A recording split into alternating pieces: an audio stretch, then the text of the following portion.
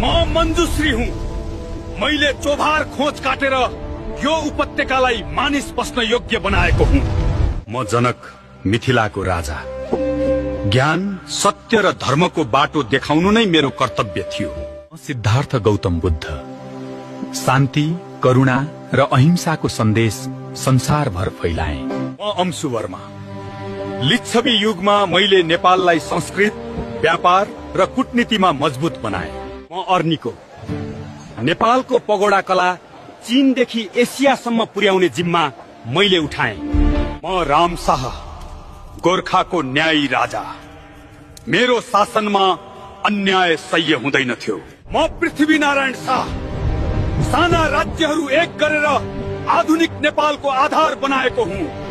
म बहादुर शाह, एकीकरणलाई विस्तार गर्दै नेपाललाई अझ ठूला भूभागसम्म पुर्याए।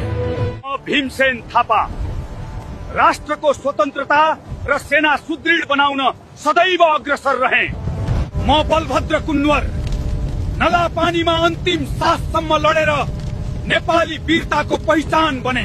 म भक्ति थापा, यो देशका लागि मृत्यु पनि मधुरै। म अन्तिम क्षणसम्म लडे।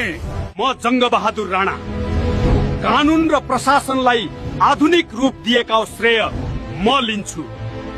यी हुन् नेपालका महान चरित्रहरू जसले इतिहास लेखे, पहिचान बनाए र राष्ट्र उभ्याए।